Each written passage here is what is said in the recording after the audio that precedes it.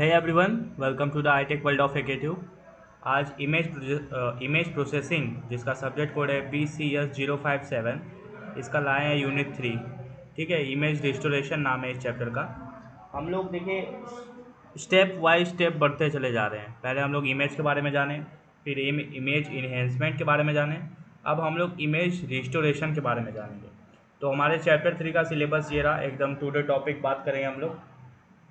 ठीक है कि पहला इमेज रिस्टोरेशन और उसका डिग्रेडेशन मॉडल, और फिर प्रॉपर्टीज़ उसकी, फिर noise model, mean filters, order statistics, adaptive filters, एकदम टू द सिलेबस बात करेंगे। और फिर जितने भी तरह के फिल्टर्स होते हैं, order statistics, adaptive, band reject, band pass, notch filters, ये तीनों एक ही में हम लोग शो करेंगे। ये तीनों एक ही बात में होता है। ठीक है कि बैंड रिजेक्ट कब होता है, बैंड पास कब होता है, नॉच कब होता है, और फिर इनवर्स फिल्टरिंग, और फिर वाइनर फिल्टरिंग। ठीक है, तो चलिए हम लोग पहले बात करते हैं कि इमेज रिस्टोरेशन होता क्या है।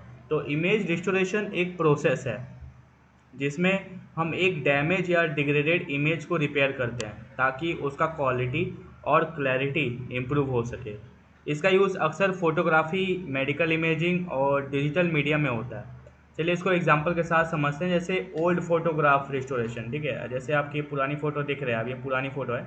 ठीक है, तो अगर आपके पास एक पुरानी फैमिली फ़ोटोग्राफ है जो टाइम के साथ फेड हो गई है, या उसमें स्क्रैचेस और मतलब डस्ट हैं, तो आप इमेज को रिस्टोरेशन टेक्निक का यूज़ कर सकते हैं। पहले क्या कि डी नॉइजिंग करेंगे। पहले इमेज से नॉइस या ग्रेन को रिमूव किया जाता है, फिर इन पेंटिंग किया जाता है, जहाँ स्क्रैचेस है वहाँ की जगह को फिल किया जाता है, जैसे कि ओरिजिनल पिक्सल को रिस्टोर करना। और फिर शार्पनिंग, इमेज को थोड़ा शार्प करते हैं ताकि डिटेल्स क्लियर हो सके।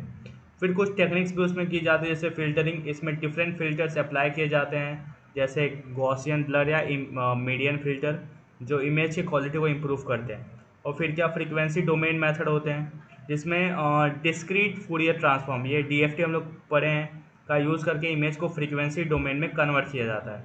और फिर डीप लर्निंग, आजकल डीप लर्निंग मॉडल्स जैसे कॉन्वोल्यूशनल न्यूरल नेटवर्क CNNs का यूज़ करके इमेजेस को रिस्टोर किया जाता है, जो कि कॉम्प्लेक्स पैटर्न और डिटेल्स को समझने में मदद करते हैं। इमेज रिस्टोरेशन सिर्फ जो कि डिटेल्स में समझने को मदद करते हैं। कुछ इमेज रिस्टोरेशन सिर्फ एस्थेटिक के लिए नहीं होता, बल्कि फॉरेंसिक इन्वेस्टिगेशन, जहां एविडेंस को रिस्टोर करना होता है, और मेडिकल इमेजिंग जैसे एक्सरेज या MRI स्कैन्स में बहुत ज़रूरी होता है। तो इमेज रिस्टोरेशन एक पावरफुल टूल है। ठीक है, इमेज रिस्टोरेशन जो है वो एक पावरफुल टूल है जो पुराने या डैमेज इमेजेस को रिपेयर करने में मदद करता है ताकि उनकी ओरिजिनल क्वालिटी वापस लाई जा सके। इसका यूज़ फोटोग्राफी से लेकर मेडिकल फील्ड तक होता है, और ये टेक्नोलॉजिकली दिन प्रतिदिन इवॉल्व होते जा रहा है। ठीक है, तो इमेज रिस्टोरेशन का मतलब है एक डिग्रेडेड इमेज से ओरिजिनल इमेज को रिकवर करने का प्रोसेस, जिसमें मैथमेटिकल मॉडल का यूज़ किया जाता है, या डिग्रेडेशन की वजह से हो सकते हैं, जैसे noise, motion blur, environmental condition. ठीक है, तो अब हम बात करेंगे इसकी प्रॉपर्टीज़। इसकी प्रॉपर्टीज़ में भी एग्ज़ाम में लिखने को आए, हालांकि अभी इस बार के लिए ये सब्जेक्ट थोड़ा नया है, तो इससे क्वेश्चन उठ सकता है। वैसे प्रॉपर्टीज़ तो पूछे गई। तो रिस्टोरेशन वैसेस इन्हेंसमेंट की बात करें, तो रिस्टोरेशन का फोकस ओरिजिनल इमेज को रिकवर करने पर होता है, जबकि इन्हेंसमेंट विजुअल अपीयरेंस को इम्प्रूव करने पर कंसंट्रेट करता है ताकि इमेज को बेहतर समझा जा सके। ठीक है, और फिर नॉइस रिडक्शन क्या होगा। इफेक्टिव इमेज रिस्टोरेशन अलग अलग तरह के नॉइस को रिड्यूस करता है, जिससे प्रोसेस्ड इमेज की क्लैरिटी और डिटेल्स बढ़ जाती है। और फिर क्या, edge preservation, quality restoration technique edge integrity को मेंटेन करती है, जिससे इंपॉर्टेंट फीचर्स को ब्लरिंग नहीं होता है और स्ट्रक्चरल फिडिलिटी बनाए रखता है। और फिर क्या, स्पेशियल एंड फ्रीक्वेंसी डोमेन आता है हम लोग का। रिस्टोरेशन मेथड को स्पेशियल और फ्रीक्वेंसी डोमेन्स दोनों में अप्लाई किया जा सकता है, जिसमें स्पेसिफिक नीड्स के आधार पर वर्सेटाइल अप्रोच मिलती है। और फिर क्या, computational efficiency, efficient algorithm real time application के लिए बहुत ज़रूरी है, जो क्वालिटी और प्रोसेसिंग स्पीड के बीच बैलेंस बनाते हैं ताकि यूज़र की डिमांड्स पूरी हो सके। और फिर क्या हमारा आता है, यूज़र कंट्रोल। रिस्टोरेशन टेक्निक अक्सर यूज़र इनपुट को अलाउ करती है, जिससे पैरामीटर्स को एडजस्ट करके इंडिविजुअल रिक्वायरमेंट्स के आधार पर टेलर प्रोसेसिंग किया जा सकता है। और फिर हम लोग का लास्ट में आता है एडॉप्टेबिलिटी। अच्छी रिस्टोरेशन मेथड्स अलग अलग टाइप्स ऑफ डिग्रेडेशन जैसे ब्लरिंग, नॉइस या डिस्टॉर्शन के लिए अडॉप्ट कर सकती हैं, ठीक है, जिससे एप्लीकेशन में फ्लेक्सिबल सॉल्यूशन मिलता है। तो इन प्रॉपर्टीज़ के ज़रिए, जो हमारे 7 प्रॉपर्टीज़ हैं, इन प्रॉपर्टीज़ के ज़रिए इमेज रिस्टोरेशन का प्रोसेस बेहतर और इफेक्टिव होता है, जो इमेजेस की क्वालिटी और यूजिबिलिटी को इम्प्रूव करता है। ठीक है, अब हम बात करते हैं डिग्रेडेशन मॉडल। वैसे इमेज रिस्टोरेशन से पहले हमको डिग्रेडेशन मॉडल पढ़ना था, क्योंकि डिग्रेडेशन मॉडल इमेज प्रोसेसिंग का एक ऐसा फ्रेमवर्क है जो ओरिजिनल इमेजेस और डिग्रेडेड यानी ऑब्जर्व इमेज के बीच का रिलेशनशिप डिफाइन करता है। ये मॉडल इमेज रिस्टोरेशन के लिए बहुत ज़रूरी है, क्योंकि ये समझने में मदद करता है कि इमेज को नॉइस, ब्लर या किसी और डिस्टॉर्शन की वजह से कैसे बदला गया है। इसका मैथमेटिकल रिप्रेजेंटेशन की बात करें तो ये ऐसे रिप्रेजेंट होता है, G of X and Y equal to H of X and Y multiplication of F of X and Y plus N of X F Y. ठीक है, जहाँ देखा जाए तो जी ऑफ एक्स वाई क्या है, ये डिग्रेडेड इमेज है जो हम डिग्रेडेशन के बाद देखते हैं। ठीक है, और एफ ऑफ एक्स वाई क्या है कि ये ओरिजिनल अनकरप्टेड इमेज है जिससे हम रिकवर करना चाहते हैं। और फिर क्या आता है हम लोग का एच ऑफ एक्स वाई, ये डिग्रेडेशन फंक्शन या पॉइंट स्प्रेड फंक्शन जिसको PSF है, जो बताता है कि इमेज कैसे डिग्रेडेड हुआ, या मोशन ब्लर है, आउट ऑफ फोकस इफेक्ट है, या लेंस इम्परफेक्शन की वजह से हो सकता है। और ये जो हम देख रहे हैं कि जो मल्टीप्लिकेशन का साइन है, ये कॉन्वोल्यूशन ऑपरेशन को डिनोट करता है। कॉन्वोल्यूशन ऑपरेशन को डिनोट करता है, मतलब डिग्रेडेड इमेज का हर पिक्सल अपने आसपास के पिक्सल से इन्फ्लुएंस होता है। और ये जो लास्ट में आता है ये नॉइस का इमेज है, मतलब कि ये नॉइस है जो इमेज एक्विजिशन के दौरान इंट्रोड्यूस होता है, जो आमतौर पर एडिटिव नॉइस के रूप में मॉडल किया जाता है। ठीक है, कुछ की कॉन्सेप्ट्स हैं इसके, जैसे डिग्रेडेशन फंक्शन क्या होता है। ये जो degradation H of X Y, इसको डिग्रेडेशन फंक्शन कहते हैं। ये फंक्शन उन फिजिकल प्रोसेसेस को मॉडल करता है जो इमेज डिग्रेडेशन का कारण बनते हैं। अगर इमेज कैमरा मोशन की वजह से ब्लर है तो degradation function motion blur kernel को रिप्रेजेंट कर सकता है। ठीक है, और नॉइस क्या होता है, ये जो नॉइस उन रैंडम डिस्टर्बेंस को रिफर करता है जो इमेजेस के पिक्सल वैल्यूज़ को अफेक्ट करता है। कॉमन टाइप्स ऑफ नॉइस में जैसे गॉसियन नॉइस सेंसर इम्परफेक्शन के कारण, और सॉल्ट एंड पीपर नॉइस यानी इम्पल्सिव नॉइस, और पॉइजन नॉइस जिसको फोटोन नॉइस शामिल है। ठीक है, और फिर यह कॉन्वोल्यूशन ऑपरेशन, जो ये आप स्टार का साइन, इसको कॉन्वोल्यूशन ऑपरेशन कहते हैं। ठीक है, तो ये ऑपरेशन बताता है कि डिग्रेडेशन फंक्शन का इफेक्ट पूरी इमेज पर कैसे पड़ता है। डिग्रेडेड इमेज का हर पिक्सल ओरिजिनल इमेज के नेबरिंग पिक्सल का वेटेड सम होता है, जो डिग्रेडेशन कर्नल पर डिपेंड करता है। ठीक है, अब हम आते हैं हमारे रिस्टोरेशन गोल पे। तो रिस्टोरेशन गोल मतलब कि इमेज रिस्टोरेशन का मेन ऑब्जेक्टिव है ओरिजिनल इमेज यानी एफ ऑफ एक्स वाई को ऑब्जर्व इमेज यानी जी ऑफ एक्स वाई से एस्टिमेट करना, ताकि डिग्रेडेशन प्रोसेस का रिवर्स किया जा सके। ये अक्सर फिल्टरिंग टेक्निक जैसे इनवर्स फिल्टरिंग और विनर फिल्टरिंग का इस्तेमाल करके किया जाता है, जिससे एच ऑफ एक्स वाई के एफेक्ट्स को रिमूव किया जा सके और नॉइस को रिड्यूस किया जा सके। ठीक है, तो ये रिस्टोरेशन गोल होता है। इसमें टाइप्स ऑफ डिग्रेडेशन होते हैं, ब्लर और नॉइस। तो ब्लर मतलब ये अक्सर कैमरा और ऑब्जेक्ट के बीच रिलेटिव मोशन या आउट ऑफ फोकस कैप्चर की वजह से होता है। इसे स्मूथिंग इफेक्ट होता है जहां एजेस और डिटेल्स कम डिस्टिंक्ट हो जाते हैं। और नॉइस क्या, ये पिक्सल वैल्यूज़ में रैंडम वेरिएशन होता है जो इमेज क्वालिटी को रिड्यूस करता है। ये electronic interference, poor lighting conditions या सेंसर इम्परफेक्शन के कारण हो सकता है। इसके कुछ एग्जांपल्स होते हैं, जैसे एक एग्जांपल लेते हैं जिसमें एक इमेज कैमरा के मूव होने की वजह से ब्लर हो गया है। तो सोचिए आप एक वेडिंग फंक्शन की फ़ोटो ले रहे हैं और आपकी कैमरा थोड़ा हिल गया है, इस वजह से फ़ोटो ब्लर आ गई, तो उसमें डिग्रेडेड फंक्शन लगाएंगे यानी एच ऑफ एक्स वाई। ठीक है, इस केस में डिग्रेडेशन फंक्शन को मोशन ब्लर कर्नल से रिप्रेजेंट किया जा सकता है, जो कैमरा के मूव होने के इफेक्ट सिमुलेट करता है। और फिर ब्लर इमेज यानी जी ऑफ एक्स वाई, तो जब आप इस मोशन ब्लर कर्नल को ओरिजिनल इमेज यानी एफ ऑफ एक्स वाई के साथ कॉन्वोलेट करते हैं तो आपको blur image G of X Y मिलता है। ठीक है, if the camera moves horizontally during the image capture, the degradation function would be horizontal line kernel. ठीक है, अब हम बात करेंगे कुछ रिस्टोरेशन प्रोसेस की, जिसमें हम लोग इनवर्स, ठीक है, इनवर्स फिल्टरिंग करते हैं। तो इसके लिए हम इनवर्स फिल्टरिंग टेक्निक अप्लाई करते हैं, जिसमें हम ब्लर इमेज को डिग्रेडेशन इमेज के साथ कॉन्वोलेटेड करते हैं। लेकिन यहाँ नॉइस इस प्रोसेस को कॉम्प्लिकेट करता है, क्योंकि इनवर्स फिल्टरिंग को ब्लाइंडली अप्लाई करने से नॉइस बढ़ सकता है।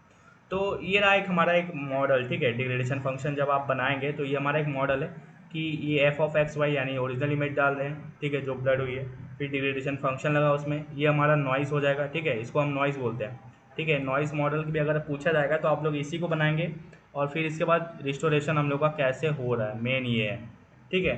तो degradation model image restoration technique का फाउंडेशन बनाता है। इस डिग्रेडेशन का नेचर समझकर, जिसमें नॉइस और डिग्रेडेशन फंक्शन शामिल होते हैं, हम अप्रोप्रिएट रिस्टोरेशन टेक्निक्स अप्लाई करके ओरिजिनल इमेज को एक्यूरेटली रिकवर कर सकते हैं। ये प्रोसेस फोटोग्राफी से लेकर मेडिकल इमेजिंग तक हर जगह यूज़ होता है, जहाँ इमेजेस की क्वालिटी को इम्प्रूव करना ज़रूरी होता है, ठीक है।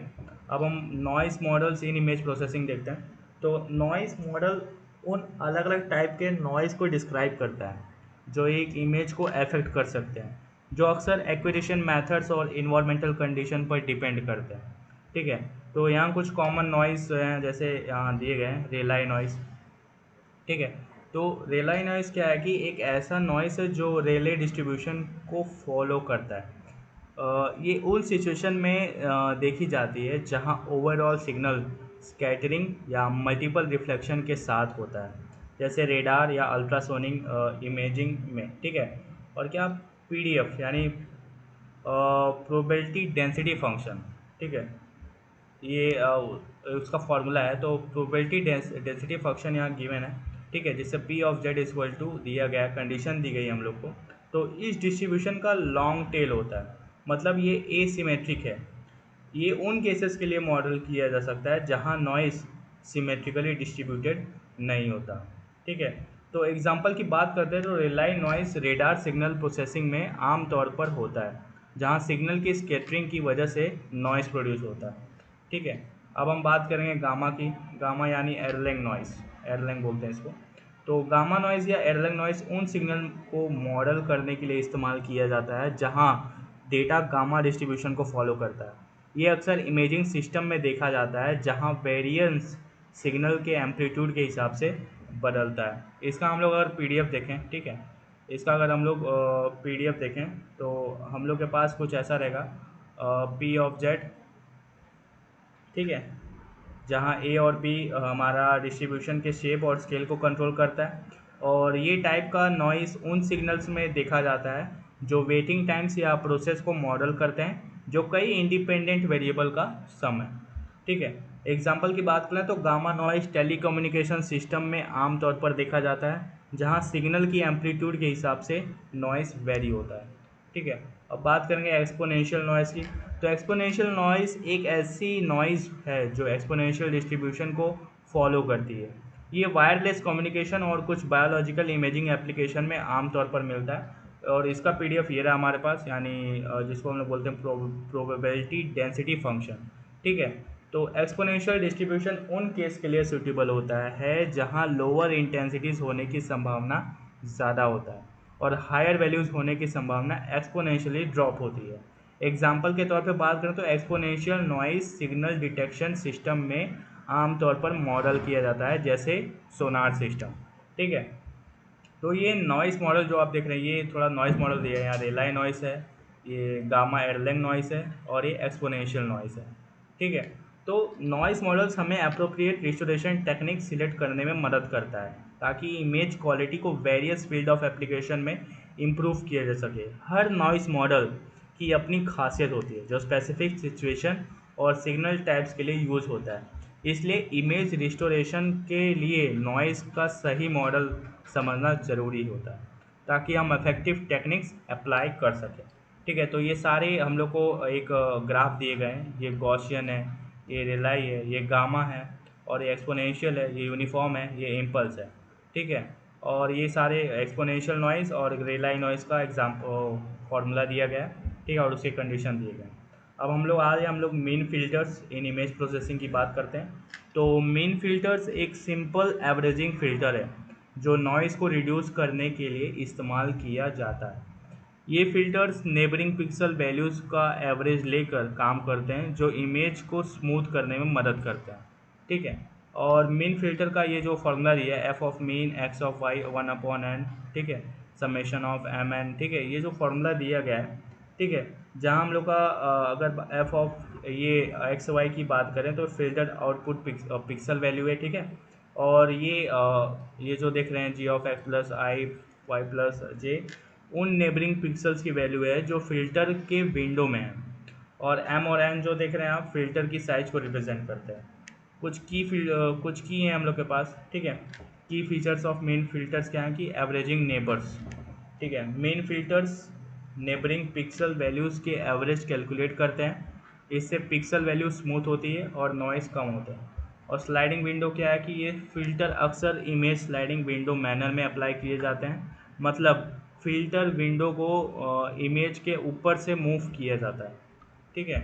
और फिर क्या filter window size, filter window की साइज़ वेरी हो सकती है, कॉमनली 3x3, 5x5 या उससे बड़ा। छोटी साइज़ के फ़िल्टर फाइन डिटेल्स को प्रिजर्व करते हैं, जबकि बड़े फ़िल्टर ज़्यादा स्मूथिंग करते हैं। और फिर क्या गॉसियन नॉइज़ रिडक्शन, ठीक है। Gaussian noise reduction main filter जो होता है गॉसियन नॉइज़ को रिड्यूस करने में इफेक्टिव होता है, जो अक्सर रियल वर्ल्ड इमेजेस में होता है।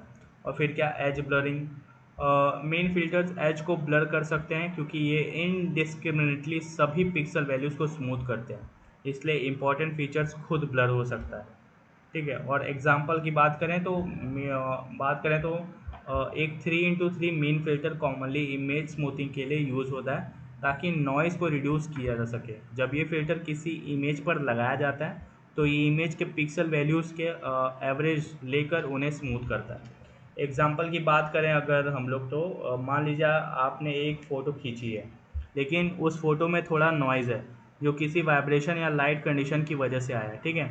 तो आप मेन फ़िल्टर्स अप्लाई करते हैं जिससे इमेज की क्लैरिटी इंप्रूव होती है और नॉइज़ रिड्यूस होता है। लेकिन ध्यान रखें कि एजेस ब्लर हो सकता है, इसलिए जब आपको इंपॉर्टेंट डिटेल्स चाहिए होते हैं तो मेन फ़िल्टर का इस्तेमाल केयरफुली करना चाहिए, ठीक है। अब हम आएंगे ऑर्डर स्टैटिक्स फ़िल्टर्स, ये थोड़ा इंपॉर्टेंट होता है ऑर्डर स्टैटिस्टिक्स फ़िल्टर। तो ऑर्डर स्टैटिस्टिक्स फ़िल्टर्स एक क्लास के नॉन लीनियर फ़िल्टर्स हैं जो पिक्सल वैल्यू को उनकी रैंक या ऑर्डर के आधार पर मैनिपुलेट करते हैं, ठीक है, जो डिफाइंड नेबरहुड में होता है। ये फ़िल्टर नॉइज़ को हैंडल करने में इफेक्टिव है, बिना इमेज फीचर्स स्पेशली एजेस को डिस्टॉर्ट किए, ठीक है। कुछ इसके शॉर्टिंग पिक्सल वैल्यूज़ होते हैं, तो पहले का sorting process. Order statistics filters pixel value को उनकी डिफाइंड नेबरहुड, आमतौर पर टारगेट पिक्सल के इर्द गिर्द के विंडो, ठीक है, तो में शॉर्ट करते हैं। और फिर क्या रैंक्ड वैल्यूज़, हर पिक्सल के लिए सराउंडिंग वैल्यूज़ को असेंडिंग या डिसेंडिंग ऑर्डर में अरेंज किया जाता है। और फिर क्या selection of statistical measure, filter sorted list से एक स्पेसिफिक पिक्सल वैल्यू सिलेक्ट करता है, जैसे मीडियन, मिनिमम या मैक्सिमम। ये शॉर्टिंग प्रोसेस आउटलायर्स और सेंट्रल टेंडेंसी को आइडेंटिफाई करने में मदद करता है, जो नॉइज़ रिमूवल के लिए क्रूशियल होता है। और फिर क्या मीडियन फ़िल्टर आता है। तो मीडियन फ़िल्टर की बात करें तो widely used filter, median filter order statistic filter के सबसे प्रचलित उदाहरण है। और फिर क्या रिप्लेसमेंट विथ मीडियन, ये फ़िल्टर पिक्सल की वैल्यू को उसकी नेबरहुड के पिक्सल वैल्यूज़ में मीडियन से रिप्लेस करता है। मीडियन शॉर्टेड लिस्ट का मिडिल वैल्यू होता है, जो फ़िल्टर को आउटलायर्स जैसे सॉल्ट एंड पेपर नॉइज़ के लिए रोबस्ट बनाता है। और फिर हम लोग का आता है एज प्रिजर्वेशन। एज प्रिजर्वेशन मतलब एज क्लैरिटी, मीडियन फ़िल्टर्स में फ़िल्टर्स के मुकाबले एजेस को ब्लर नहीं करते, इसलिए ये एजेस को प्रिजर्व करने में मददगार होते हैं। और इसके एप्लीकेशन क्या है, ये कैरेक्टरिस्टिक उन एप्लीकेशन के लिए सूटेबल है जहां एजेस क्लैरिटी इंपॉर्टेंट होती है, जैसे मेडिकल इमेजिंग या सैटेलाइट इमेज प्रोसेसिंग। फिर हम लोग बात करेंगे salt and pepper noise removal. तो effective noise reduction, median filter impulse noise जो सॉल्ट एंड पेपर नॉइज़ कहलाते हैं वो इफेक्टिवली रिमूव करता है। ये नॉइज़ रैंडम ब्लैक और वाइट पिक्सल के रूप में अपीयर होता है। और फिर क्या हैंडलिंग आउटलायर्स, जैसे रोबस्टनेस या इमेज एप्लीकेशन।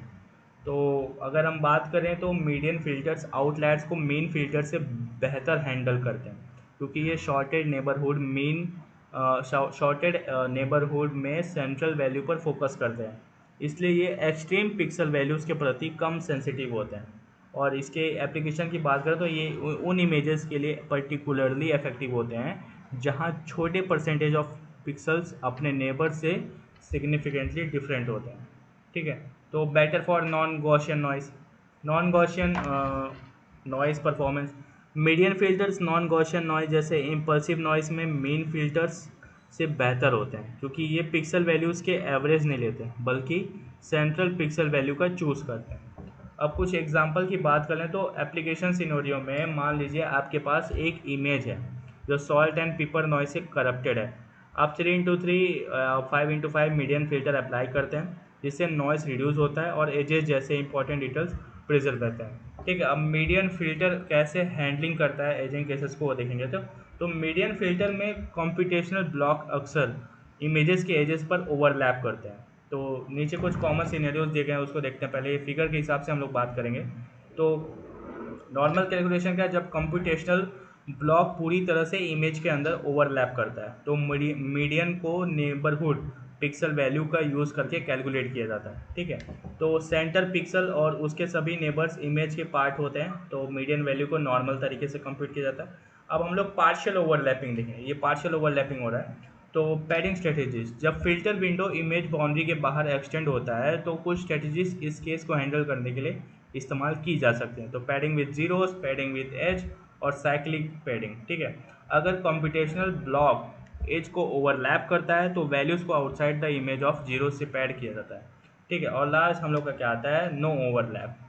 ठीक है, यहाँ कुछ ओवरलैप हो ही नहीं रहा है।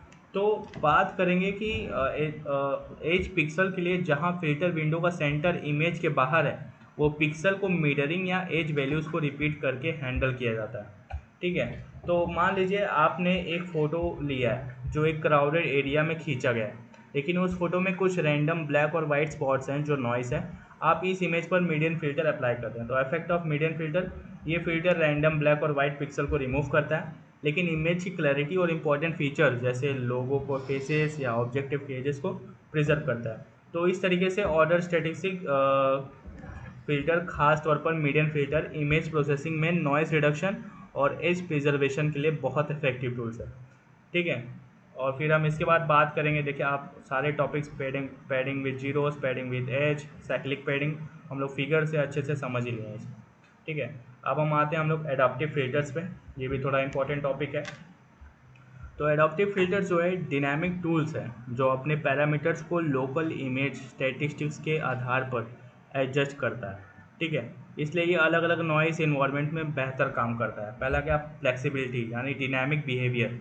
एडॉप्टिव फिल्टर्स लोकल वेरिएशन के आधार पर अपने बिहेवियर डिनामिकली अल्टर करता है, जो इफेक्टिव नॉइस रिडक्शन के साथ इंपॉर्टेंट फीचर को प्रिजर्व करने की इजाज़त देता है। ठीक है, और फिर हम लोग का आता है इफेक्टिवनेस, मतलब हैंडलिंग नॉन स्टेशनरी नॉइस। ये filter non stationary noise handle करने में एक्सेल करते हैं, जहां नॉइस करेक्टरिस्टिक अलग अलग रीजन्स में सिग्निफिकेंटली चेंजेस हो सकते हैं। और फिर आता है हम लोग का लोकल कंप्यूटेशन यानी local characteristic. Adaptive filter images के लोकल करेक्टरिस्टिक जैसे मीन और वेरिएंस की लोकल कंप्यूटेशंस पर आधारित होते हैं, जो उनकी एडजस्टमेंट को इन्फॉर्म करते हैं और परफॉर्मेंस इम्प्रूव करते हैं। ठीक है, तो कुछ पॉपुलर एग्जांपल हैं जैसे कि Wiener filter, mean square error minimisation. Wiener filter एक प्रचलित एडॉप्टिव फिल्टर है जो मीन स्क्वायर एरर को मिनिमाइज करने की एबिलिटी के लिए जाना जाता है, और ये लोकल नॉइज स्टैटिस्टिक्स के आधार पर अपने आप को एडजस्ट करता है। और फिर हम लोग का क्या आता है, एरर मिनिमाइजेशन यानी dynamic adjustment. Adaptive filters effectively error minimize करते हैं by modifying the filter shape या साइज लोकल नेबरहुड में नॉइज़ की इंटेंसिटी और कैरेक्टरिस्टिक के रिस्पॉन्स में। और फिर क्या, rapid changes, performance in rapid noise change. ये फिल्टर उन रीजन्स में पर्टिकुलरली अच्छे परफॉर्म करते हैं जहां noise characteristic rapid changes exhibit करते हैं, जिससे डिटेल्स को प्रिजर्व करते हुए नॉइस रिड्यूस होता है। और फिर एप्लीकेशन की बात करें तो डीनॉइजिंग इन वेरिएबल कंडीशन। एक एडॉप्टिव विनर फिल्टर का इस्तेमाल अलग अलग इमेज प्रोसेसिंग टास्क में किया जा सकता है, जैसे फ्लक्चुएटिंग लाइट कंडीशन या unpredictable noise patterns well environment में इमेज को डीनॉइज करना। ठीक है। अब हम लोग के पास आता है बैंड रिजेक्ट फिल्टर्स। ठीक है, band reject filter, band pass filter, और फिर हम लोग बात करेंगे एक आता है हम लोग का लास्ट में नॉचिंग आता है। ठीक है, तो बैंड रिजेक्ट फिल्टर्स, ये notch filter specific frequency range को एलिमिनेट करने के लिए डिज़ाइन किए जाते हैं, जो पीरियोडिक नॉइज़ को रिमूव करने में इफेक्टिव होते हैं। फ्रीक्वेंसी ब्लॉकिंग यानी सिलेक्टिव फ्रीक्वेंसी ब्लॉकिंग, ये फिल्टर्स एक डिफाइंड रेंज ऑफ फ्रीक्वेंसी को सिलेक्टिवली ब्लॉक करते हैं, जबकि दूसरे फ्रीक्वेंसीज को अनअफेक्टेड पास होने देते हैं, जिससे डिज़ायर्ड इमेजेस डिटेल प्रिजर्व होते हैं। ठीक है, तो इसको क्या पीरियोडिक नॉइस रिमूवल। ठीक है, और फिर क्या डिफाइनिंग बैंड होते हैं हम लोग के पास। ये इस जो मैथमेटिकल एक्सप्रेशन है, यहाँ जो डी ऑफ यूवी जो कंडीशन दी गई है, ठीक है, ये फ्रीक्वेंसी डोमेन में ओरिजिन से डिस्टेंस है। ठीक है, अगर जीरो होगा तो ये, और वन होगा तो अदरवाइज वन। ठीक है, और फिर इम्प्लीमेंटेशन को, फिर एप्लीकेशन एरियाज़ की बात करें तो पैटर्न स्पेसिफिक नॉइस एलिमिनेशन, ये फिल्टर उन सीनेरियोज में पर्टिकुलरली बेनिफिशियल होते हैं जहां नॉइस स्पेसिफिकेशन फ्रीक्वेंसी बैंड्स में कंसनट्रेटेड पैटर्न्स के रूप में मैनिफेस्ट होते हैं। ठीक है, और फिर हम लोग band pass and notch filters की बात करें तो बैंड पास फिल्टर्स होते हैं स्पेसिफिक रेंज के फ्रीक्वेंसीज को पास होने देते हैं, जबकि बाहर वाले फ्रीक्वेंसीज को एटीन्यूएट करते हैं। ठीक है, अगर हम इसको देखें तो यहाँ हम लोग का गेन है और यहाँ फ्रीक्वेंसी है। तो यहाँ जो पास बैंड है, देखिए वो पास होने दे रहा है, ये बैंड विथ में देखिए वो पास होने दे रहा है, और ये भी पास बैंड है, और ये हम लोग का स्टॉप बैंड है। और नॉच देखें जो सेंटर में, यानी ओमेगा नॉट को हम लोग नॉच कह रहे हैं। ठीक है, तो ये इफेक्टिव तरीके से सर्टेन इमेज फीचर्स को आइसोलेट करते हैं जो हमारे बैंड पास होते हैं। ठीक है, और डिज़ायर्ड फ्रीक्वेंसी कंपोनेंट्स को इन्हेंस करते हैं। और जो हमारे नॉच फिल्टर्स होते हैं, वो notch filters narrow band of frequency को रिमूव करते हैं, जो स्पेसिफिक नॉइस या इंटरफेरेंस को टारगेट करते हैं। ठीक है, तो ये पीरियोडिक नॉइस को सप्रेस करने में पर्टिकुलरली इफेक्टिव होते हैं।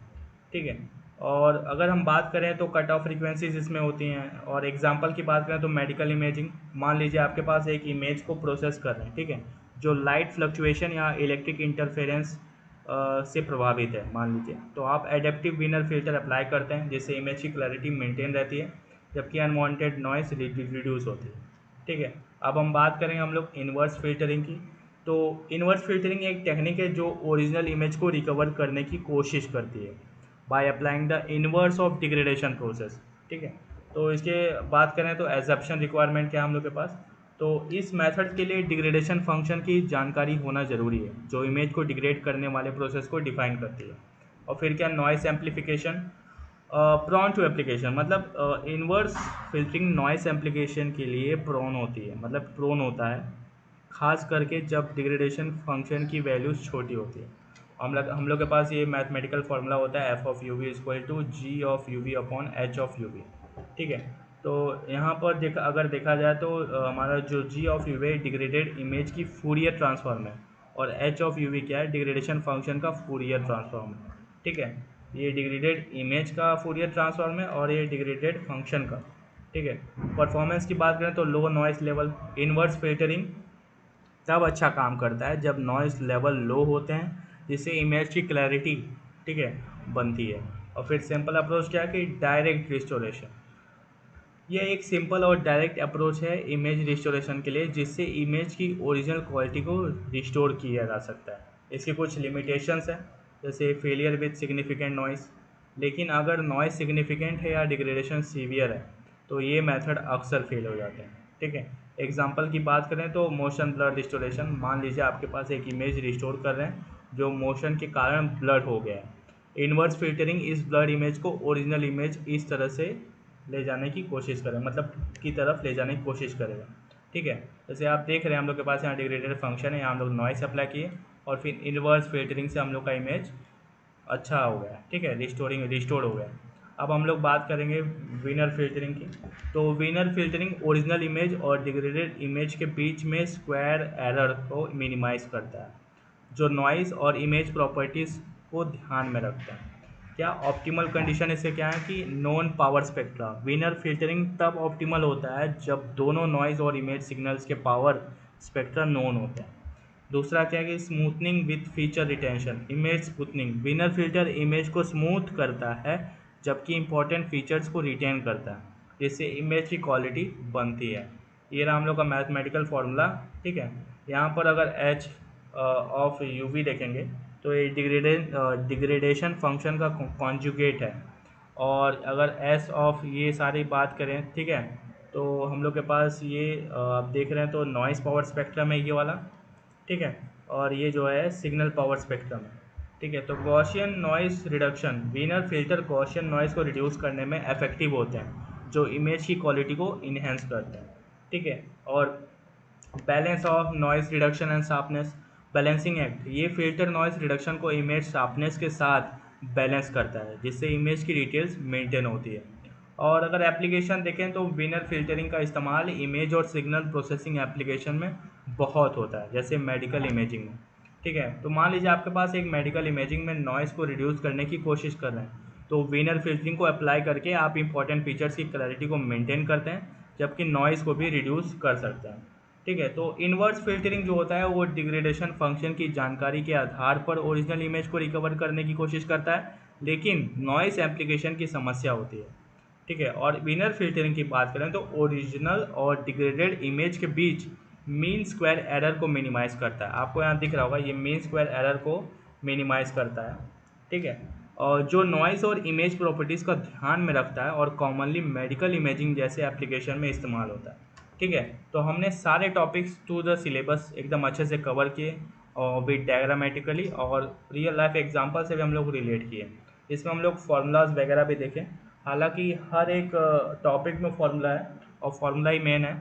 तो आप अगर थ्योरी से ज़्यादा अगर फार्मूला याद रखते हैं तो it is wellbeing for you. और एग्ज़ाम में लिखने का तरीका हमेशा पॉइंट वाइज और डायग्रामेटिकली होना चाहिए। सो मिलते हैं हम लोग नेक्स्ट चैप्टर के वन शॉट वीडियो में। So till then keep learning and keep watching the I tech world. Thank you.